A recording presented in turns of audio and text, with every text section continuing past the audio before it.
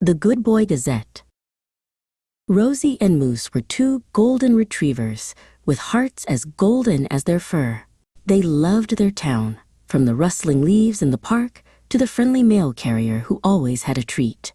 But lately, a quiet sadness had settled over the streets. People who used to wave and chat now hurried by, their faces hidden behind worried frowns. Inside their cozy home, their humans, the Millers, were always staring at little glowing screens. The screens buzzed with angry voices and scary words. Mr. Miller would grumble, and Mrs. Miller would sigh. Rosie and Moose would nudge their hands, offering a furry head to pat, but the Millers were lost in the angry glow.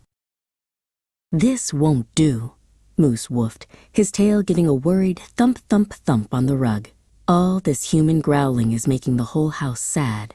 Rosie rested her chin on his shoulder. "You're right," she barked softly. "The problem is the angry screens. We need to fill them with good news and tail wags." That night, they padded silently into the study. A big book about computers was open on the desk. An idea, bright as a new tennis ball, popped into Rosie's head. What if they could build a new kind of screen? A friendly screen made for sharing happy stories. With spare wires from the garage and an old keyboard, they set to work. Moose's big, gentle paws were perfect for holding things steady, while Rosie's clever nose tapped out the code.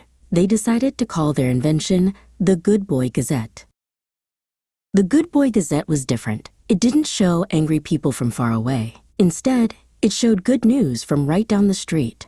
It had articles about Mrs. Gable's amazing tomato garden, a video of the neighborhood kids putting on a play, and a notice about a lost cat who was found safe and sound. The next morning, the Millers found the Good Boy Gazette on their screens. "What in the world?" Mr. Miller mumbled. He read about the local library's successful book drive. A smile touched his lips. Mrs. Miller saw a post from a neighbor offering free flowers from their garden. "How lovely," she exclaimed. The change was amazing. Mr. Miller started chatting with his neighbor over the fence about the high school's big win, which he'd read about on the Gazette. Mrs. Miller organized a potluck for the whole street. The angry silence was replaced by laughter and the clinking of plates.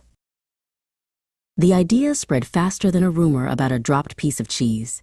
People in other towns and cities heard about the Gazette and built their own open-source local news feeds.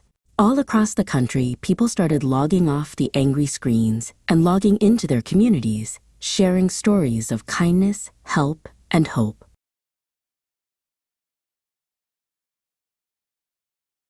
From their favorite sunbeam in the living room, Rosie and Moose watched their humans happily head out the door to join a neighborhood cleanup. The world outside their window was full of friendly waves and cheerful voices once more. They had proved that a little bit of love and a lot of good news could change everything.